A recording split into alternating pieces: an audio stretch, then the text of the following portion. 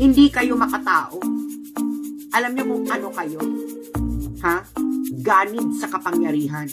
Gustong-gusto ninyo na ang mga tao ay nananatiling mangmang dahil ang kamangmangan nila ay ang nagiging plataforma ninyo para kayo ay umangat sa kapangyarihan at para kayo ay patuloy na lumamon ng pinaghirapan ng taong bayan. Yan ang totohanan dyan. Kasi ito Malasakit Center, practice na yan. No, practice na yan sa Davao City. Okay? Ano yan eh? Nagsimula yan kay Sara Duterte. Tapang at ano ba to?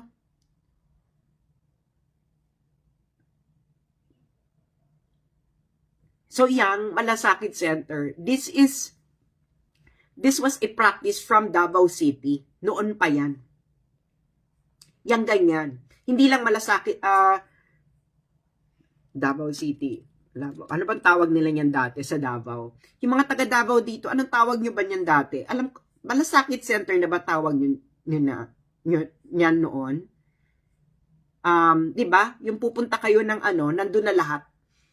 Yung mga taga Davao dyan, hindi Malasakit Center ang tawag nyo dun eh, pero meron pang iba. Lingap. Ayan. Lingap. Yan ang tawag sa Davao niyan, lingap. Okay? Lingap. Lingap para sa mahirap. So, itong lingap para sa mahirap, ginagawa na ito sa Davao City. Okay? So, ano pa pala to? The Lingap para sa Mahirap program started my custom essay writer. It's a ano pa pala? 2001. So, 2001 pa pala itong Lingap para sa Mahirap. Tapos, nandun na lahat ng serbisyo. Okay? Lingap ang tawag. Okay? Ito nga. July 2001 pa ito ginagawa sa Davao City. Ang tawag ay Lingap para sa Mahirap. Okay? So, ginagawa niya, the city continues to extend medical assistance, food supplements, and hospital services to the Davao City constituent, especially those belonging to indigent families and the indigenous people.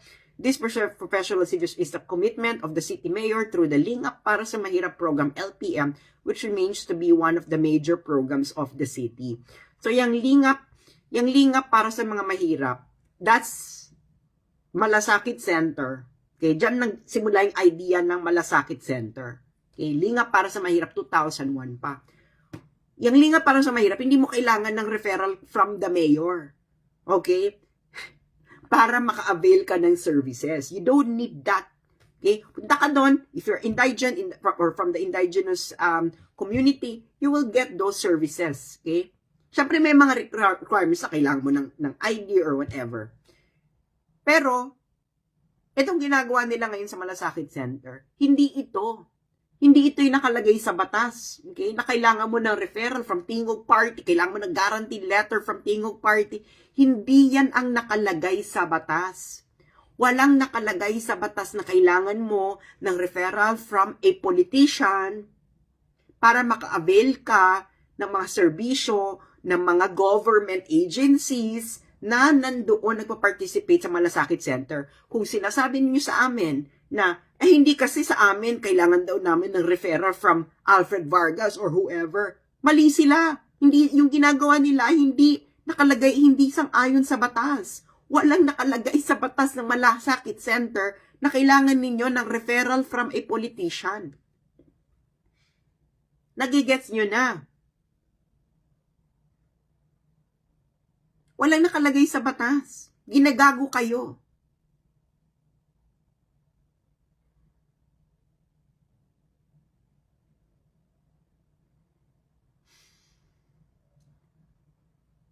Dapat, ang nangyayari dito, this is already actually the work dapat ng executive na i-educate ang mga tao kung ano ba yung Malasakit Center at kung ano yung kailangan nilang dalhin.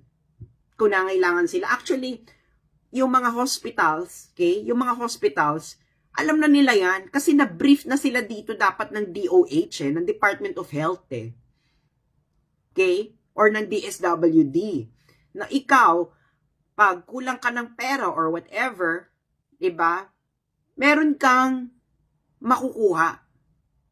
May universal healthcare nga tayo eh. Ba't kailangan mo ng referral? Nagigets niyo?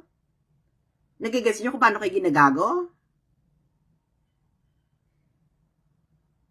Ba't kailangan mo ng referral kay congressman or ano para makapag-avail ka ng universal healthcare na isang batas din? Wala naman nakalagay doon na kailangan mo ng referral mula sa politiko. So ginagago kayo ng mga politician na to. Papagago naman kayo. Tapos ito namang mga basahang vloggers ni Marcos. Nagiging instrumento ng panggagago. Ginagago lang kayo ng tingog. Hindi kailangan ng referral. Okay? Ayon sa batas, hindi kailangan ng referral ng politiko.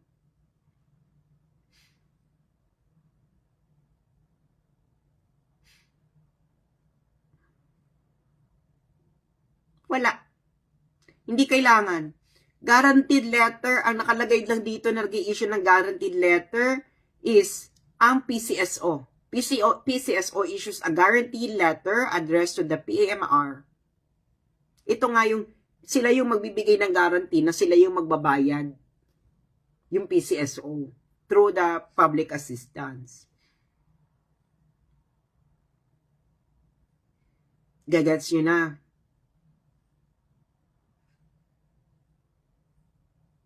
Kasi kung yung tingog gusto niya mag-DSWD, dapat nagpa-appoint na lang si Yeda Marie as DSWD secretary.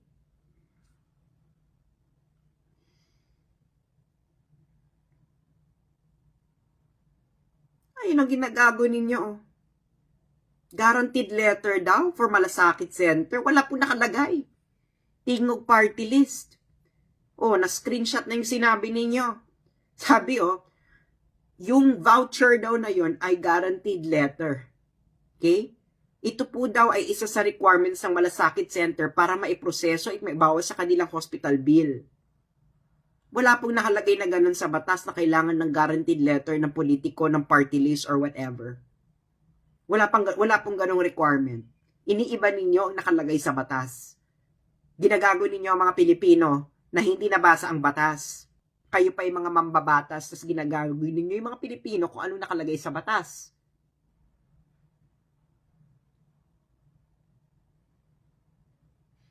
Diba? Hindi po yun na nakalagay sa batas. Alamin nyo po ang tunay na batas ng Malasakit Center. May Google. I-Google ninyo Malasakit Center Act. I-Google ninyo Malasakit Center Act Implementing Rules and Regulations para makita nyo doon ang requirements lang para kung kayo ay nangangailangan. Okay? Kung kayo ay nangangailangan. Na-hospital kayo, kamag-anak ninyo. Kung ano yung procedure para makapag-avail kayo ng mga tulong, ng mga serbisyo, hindi tulong, serbisyo ng gobyerno na binayaran ninyo bilang taong bayan. Obviously, hindi to open sa lahat, no, kung mayaman ka or whatever. This is only for those na mga nangangailangan.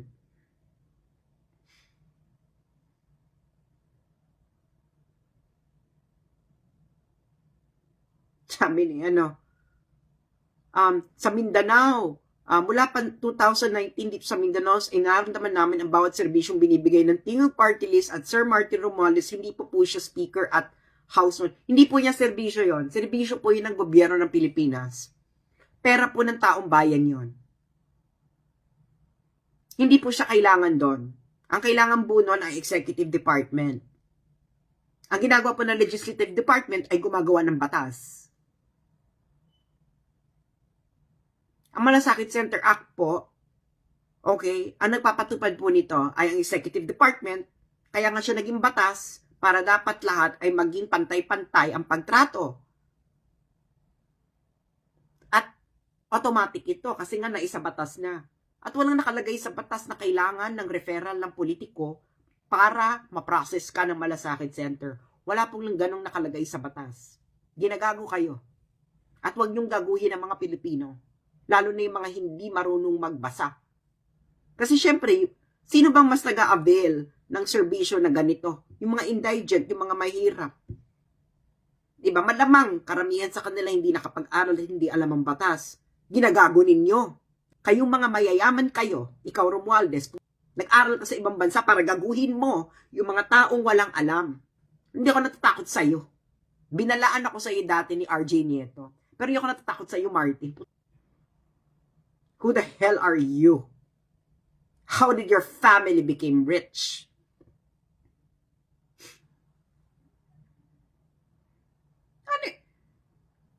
Ang linaw-linaw sa batas ng Malasakit Center Act na hindi requirement ang referral ng politiko para ma-process ang request ng isang nangangailangan sa Malasakit Center. Walang nakalagay na ganun sa batas, Martin. Mahiya ka sa balat mo kung meron ka pang hiya sa kayang asawa mo. Patunayan nyo. Patunayan ninyo, ikaw, Yeda Marie, ng Tingog Party List, at ikaw, Martin Romualdez, patunayan ninyo sa mga Pilipino na nakalagay na merong requirement sa Malasakit Center Act na kailangan ng referral ng politiko na katulad ninyong dalawang hindot kayo para ma-process ng Malasakit Center. Meron? Nasaan? Wala akong makita. Baka may iba kayong nakikita. Hindi kayo kailangan. And politicians are not needed in the Malasakit Center Act. Kaya nga siya isinabatas kasi ito na yung dapat sa tao. Ito ay practice na nanggaling pa sa Davao 2001. Sa Davao nga lang ang tawag ay lingap para sa mahirap. Ngayon, ni-nationalize ito ni Senator Bongo nung siya ay naging senador. At ginawa Malasakit Center Act. Tapos papasiklaban nyo kami na kailangan ng guaranteed letter ninyo, ng politiko. Walang nakalagay na ganon. Walang nakalagay na ganon sa batas ng Malasakit Center Act. Okay?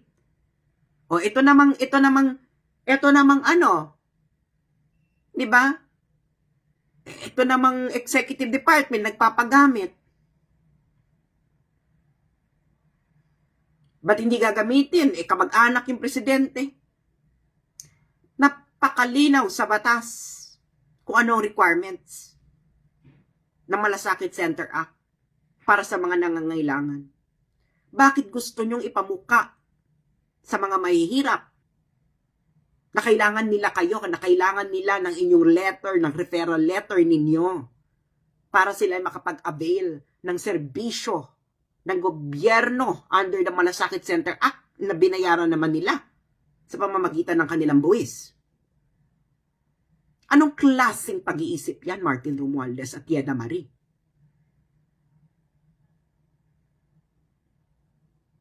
Sige nga, di ba edukado kayo? Kung edukado kayo, dapat i-educate nyo yung mga tao na hindi nila kailangan ng inyong referral para sila ay makapag-avail sa Malasakit Center Act ng serbisyo na para sa kanila kung totoong nangangailangan sila. Dapat ganun. Ganun ang matinong pag-iisip. Hindi yung ipamumukha ninyo sa mga mahihirap na kailangan nila kayo, yung mag-asawa kayo ng referral ninyo or kung sino man Poncio Pilato para makapag-avail sila ng serbisyo ng gobyerno na binayaran ng taong bayan sa pamamagitan ng buwis na kanilang pinaghirapan sa kanilang pagtatrabaho. Hindi kayo makatao. Alam nyo kung ano kayo? Ganid sa kapangyarihan. Gustong-gusto ninyo na ang mga tao ay nananatiling mangmang dahil ang kamangmangan nila ay ang nagiging plataforma ninyo para kayo ay umangat sa kapangyarihan at para kayo ay patuloy na lumamon ng pinaghirapan ng taong bayan. Yan ang totohanan dyan. But, di ba, ang dali-dali namang i-educate ang mga Pilipino. Sabihin niyo sa mga Pilipino, sa batas ng Malasakit Center Act, hindi kailangan ng referral ng politiko para makapag-avail ka. ng serbisyo ng gobyerno kung ikaw ay nangangailangan. Gano'ng kahirap yan gawin, Yeda Marie? Ha? At ikaw, Martin Romualdez, gano'ng kahirap yan gawin? Na-educate yung mga tao. Sabihin sa kanila na hindi nila kailangan ng referral. Diba? Ngayon, kung may mga malasakit centers na nangangailangan ng referral ng politiko, dapat yun ay i-punish. Dahil hindi yan alinsunod sa batas ng Malasakit Center Act. Napakalinaw ng Malasakit Center Act, ng batas ng Malasakit Center Act. Walang requirement na referral from a politician. Walang ganong nakalagay. Huwag kayong mag-imbento para sa inyong interest. Diba? Anong tunay na nagmamalasakit? Yung sasabihin nyo sa mga tao na kailangan nila ng referral ninyo para makapag-avail sa Malasakit Center Act? O yung sasabihin ninyo yung mga tao na hindi nila kailangan ng referral ninyo para makapag-avail sila ng services sa Malasakit Center Act? At kung may Malasakit Center na nagre-require ng referral ng politiko, dapat isumbong sa inyo para yung mga Malasakit Center workers na yon ay maparusahan dahil hindi nila sinusunod ang batas. Sinong tunay na may mas malaki sa akin dun sa dalawang example ko? Kayo? Hindi kayo may malasakit. Ang gusto ninyo ay pamuka sa mga tao na kayo kailangan nila kayo. Hindi nila kayo kailangan. Ang kailangan nila ang ibigay ang para sa kanila na hindi kailangang umepal kayong mag-asawa o kung sino man politiko. Trabahador lang kayo ng gobyerno. Pinapasweldo lamang kayo ng taong bayan. Umakto kayo na isang public servant at hindi isang landlord o feudal lord na pinapamukha sa mga tao na ang tulong na ibinibigay ninyo sa kanila ay kailangan maging utang na loob nila sa inyo. Hindi ganon. Pinaghirapan ng taong bayan ang serbisyo ng gobyerno sa pamagitan ng buwis na ibinabayad nila sa napakahabang panahon na nagbabayad sila at nagtatrabaho para may pangbulsa kayong mga gamit dyan.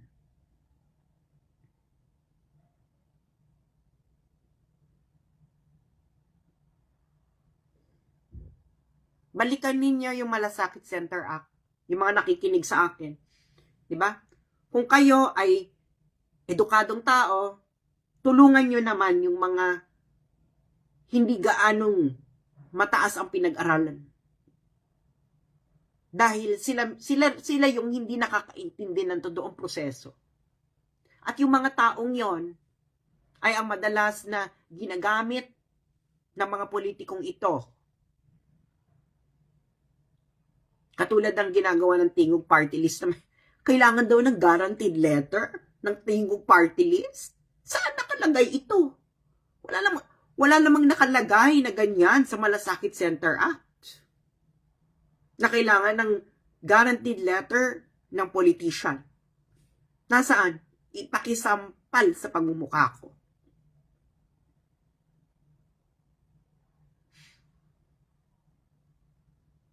Diba?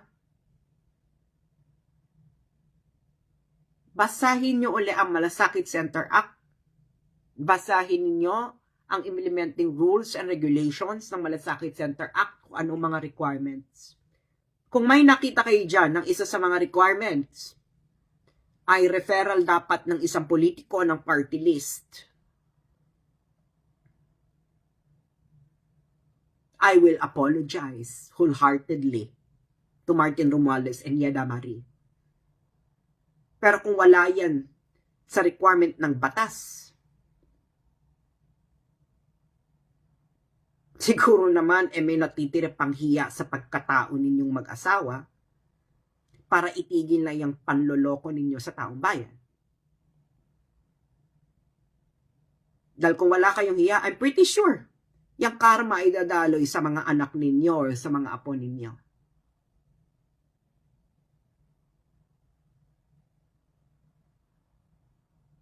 Grabe. Diyos mio. Talagang umikot talaga yung, alam mo yung talagang, naloka talaga ako yung sinabi ng sa page ng Tingo na kailangan daw, requirement daw ang guaranteed letter ng, guaranteed letter ng politiko, ng party list para maka-avail ng services ng malasakit center. Walang nakalagay ganyan. Wala yan sa implementing rules and regulations ng malasakit center. Wala yan sa batas. Gumawa kayo ng sarili ninyong proseso. Bakit kayo gumagawa ng sarili ninyong proseso? Hindi yan para sa tao. Hindi ba? Para yan sa inyo.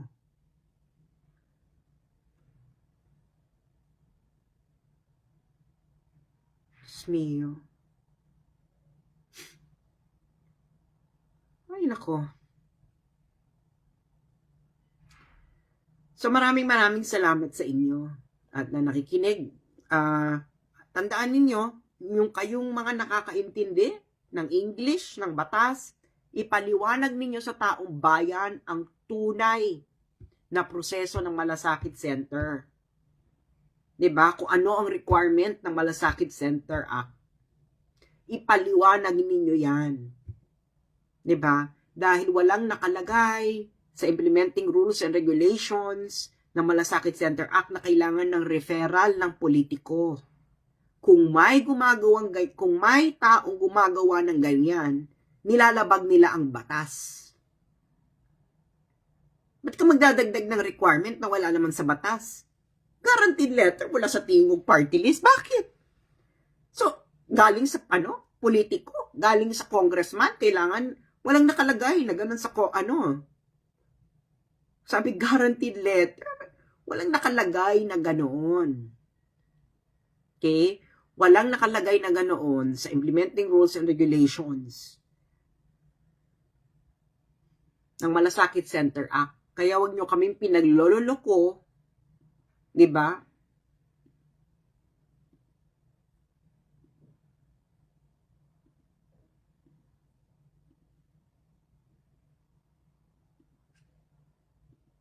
So,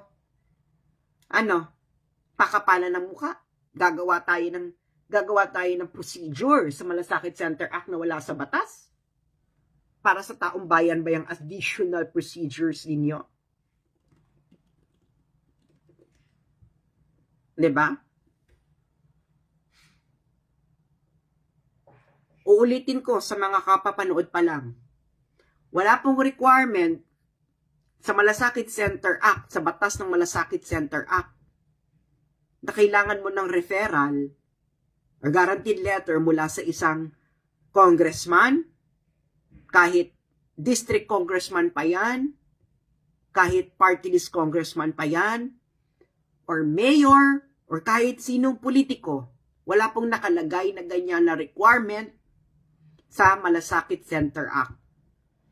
Sa Malasakit Center Act po, kung kayo ay nangangailangan at magsasubmit lang kayo ng mga requirements na nandoon sa batas, katulad ng government ID, medical bill, etc., certificate of indigency, ganyan. Yun lamang ang requirement. Hindi po kailangan ng requirement ni congressman, ni mayor, ni senator, na ganito. Walang ganon. Dahil ang serbisyo po na ibinibigay ng gobyerno para sa mga nangangailangan through the Malasakit Center Act ay binayaran ninyo. Okay? Kaya ka nga nagbabayad ng buwis either sa iyong income tax o sa mga binibili mo sa pang-araw-araw mong buhay. Ito ay para hindi ibulsa ng mga politiko o para ipaskil nila yung pagmumukha nila kahit saan sa Pilipinas. Ikaw ay nagtatrabaho, nagbabayad ka ng buwis sa kahit saang aspeto ng buhay mo, dahil nag-i-expect ka ng serbisyo mula sa gobyerno. Hindi po yan utang na loob. Yan po ay deserve ninyo dahil kayo ay nagbabayad ng buwis sa kahit anong aspeto ng buhay ninyo. Wala kayong utang na loob sa kahit sino sa kanila. Pera po ninyo yan.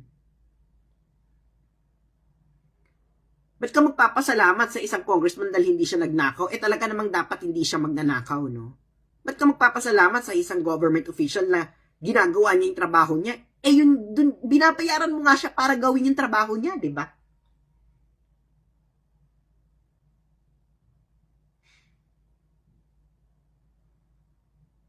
Di ba? Nasaan sa requirement ng Malasakit Center Act na kailangan ng referral ng congressman? Asan?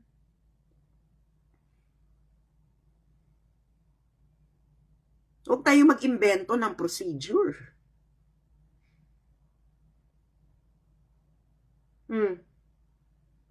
Mambabatas kayo, hindi nyo ma-explain yung batas, kung anong nandun sa batas.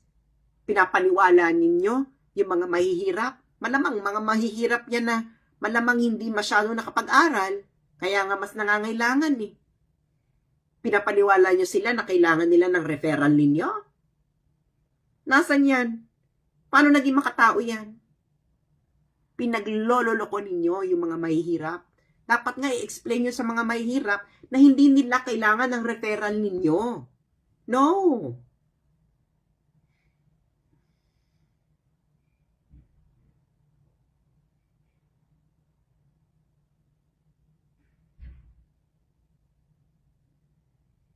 Hindi yung pinapaliwanag sa mga tao ang nakalagay sa batas. Nakakahiya kayo.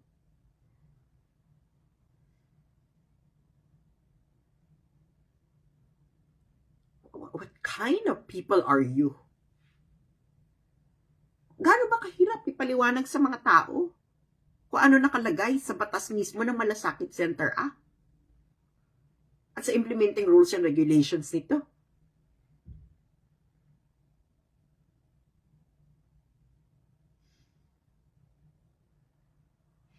Diba?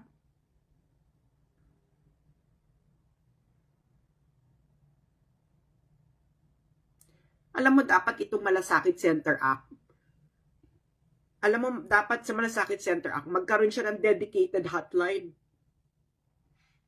Alam niyo yung dedicated hotline? For complaints. Halimbawa, humingi ng requirement na hindi kailangan. Dapat may ganon eh. Dedicated dapat dyan sa Malasakit Center. Para makita yung mga abusado kaagad, 'di ba? Magawa nga ako niya. Sariling sika. 'Di ba? Kasi yun lang yung nakalagay eh, no? Kasi grabe naman tong panggagancho ninyo sa taong bayan. Ito, malinaw na panloloko.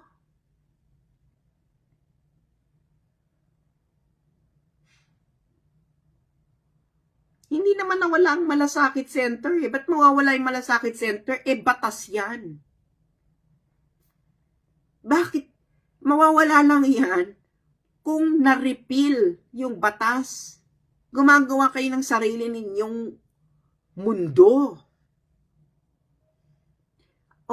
Pinabalik nila yung dating nakaugalian. Kasi ang ginawa ng Malasakit Center, hindi mo na kailangan ng referral.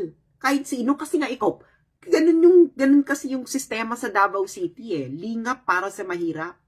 Pupunta ka lang doon, hindi mo kailangan ng referral ni Duterte, ni Konsehal, ni ganito. Pupunta ka doon kasi ito yung serbisyo para sa'yo. Ganun ang ginawa mo ng Malasakit Center. Hindi na kailangan ng politician. Okay?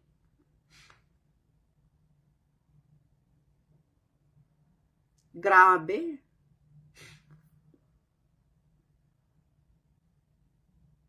Grabe yung ginagawa ninyo. Diyos mio, hindi na kayo nahiya?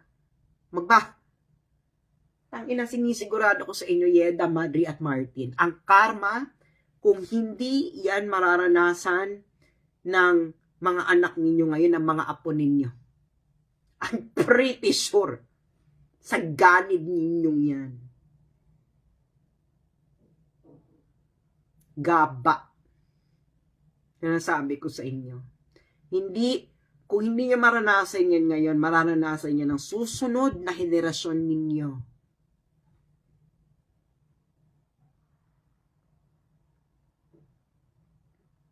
Kung makaligtas kayong mag-asawa sa karma, it will go to your children. If you're not yung children ninyo, the children of your children. Hay nako. Grabe yung panloloko ninyo. Okay? Basahin ninyo ang Malasakit Center Act, ang Implementing Rules and Regulations ito. I-google ninyo. Diyos ko, nagsa-social media kayo. At yung mga may alam, di ba? Kung may mga nangangailangan sa buhay nyo, ipaliwanag ninyo. Kasi, duty ninyo yan na meron kayong na naiintindihan ninyo ang English, ang batas, ipaliwanag sa inyong mga fellow Filipinos. Di ba? Para hindi kayo ginagago ng mga politikong ito. Nag-i-invento ng procedure. Sige po, maraming salamat at magandang gabi.